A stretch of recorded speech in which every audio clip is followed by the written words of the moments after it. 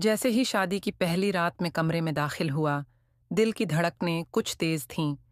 मैंने आहस्तगी से दरवाज़ा बंद किया और पलट कर देखा तो वो नर्म रोशनी में बैठी हुई थी, बिल्कुल जैसे चांदनी में भीगी कोई खामोश दुआ। मैंने नरमी से सलाम किया। उसने धीमी सी आवाज़ में जवाब दिया, इतनी मध्यम कि जैसे सांसों की सरगोशी। मैं हल्का सा मुस्कुराया, अपना कोट उतारा और उससे रखते हुए उसके पास जा बैठा। कैसी हो? वो नज़रें झुकाए बोली, जी ठीक हूँ। मैंने नरमी से कहा, थक गई होगी। उसने कुछ नहीं कहा, मगर खामोशी सब कह गई। मैं उठा, कोट की जेब से एक छोटा सा तहफा निकाला और वापस आकर उसके करीब बैठ गया। वो अब भी सर झुकाए खामोश थी। मेरी जान, जब हम एक दूसरे के इतने करीब हैं तो तुम इतनी घबराई हुई क्यों हो? उसके चेहरे पर हल्की सी रंगत लौट आई। शायद मेरे अल्फाज ने उसे थोड़ा सा हौसला दिया। मैंने तोहफा खोला, एक खूबसूरत कलाई की घड़ी। उसका हाथ थामा और बहुत नरमी से घड़ी उसकी कलाई पर बांध दी। फिर मैंने उसकी ठोड़ी को होले छुआ, उसका चेहरा ऊपर उठाए और पहली बार से इसकी आंखों में झांका। अरे, तुम तो मेरी सोच से भी कहीं ज्यादा हुसैन हो, मेरे ख्वाबों की रानी।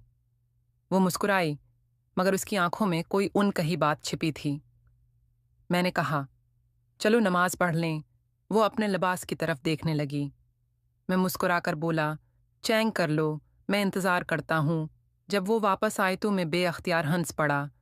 अभी भी ज़ियूर पहने हुए थी। मैं आहस्तगी से उसका बार उतारते हुए उसके कान में सरगोशी की। ये ज़ियूर उस लिबास से मेल नहीं खा रहा, जान। वो हंसने लगी और वो हंसी जैसे मेरे दिल पर बारिश हो गई हो। हम दोनों ने नमाज अदा की और साथ मिलकर अपने नए सफ़र के लिए दुआएं भी मांगें। फिर मैंने कहा, चलो कुछ खा लेते हैं।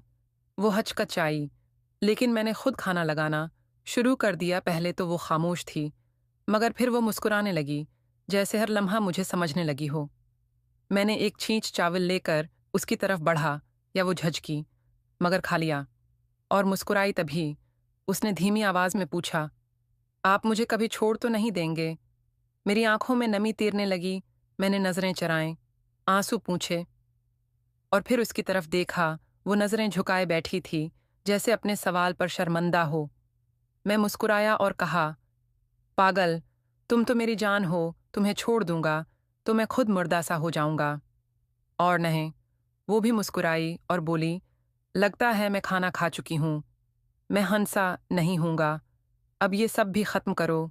हम दोनों हंस रहे थे और मैंने महसूस किया कि वो आहिस्ता आहिस्ता मुझे अपना मानने लगी है।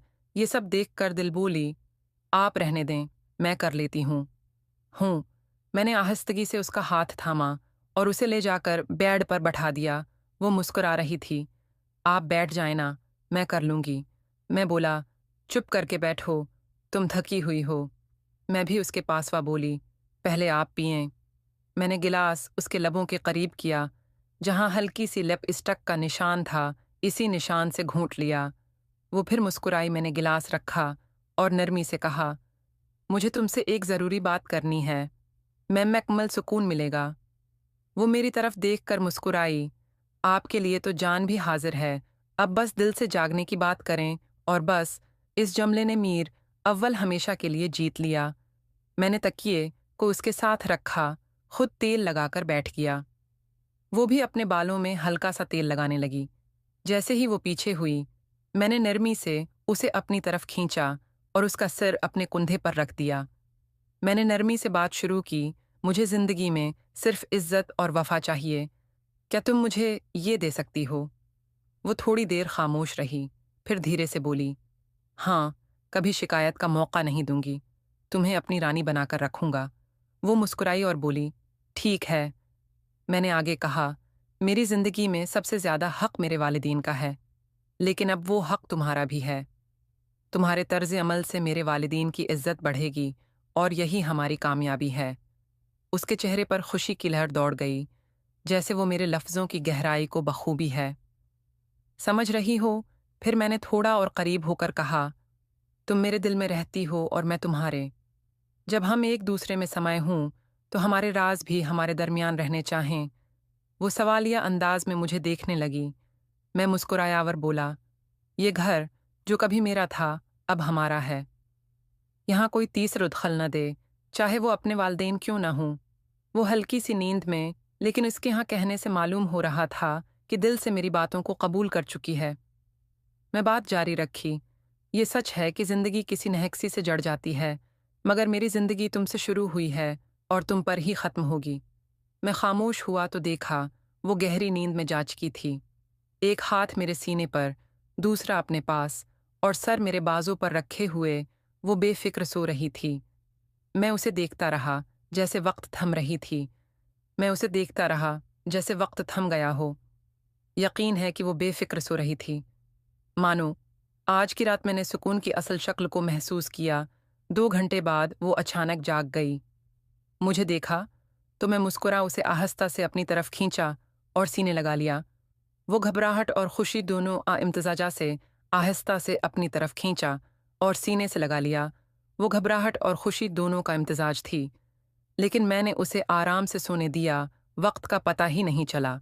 फज्र का वक्त हो चुका था। मैं नहीं चाहता था कि उसे जगाऊं, मगर नमाज तो फ़र्ज़ है। मैंने नरमी से उसकी पेशानी से फ़र्ज़ है।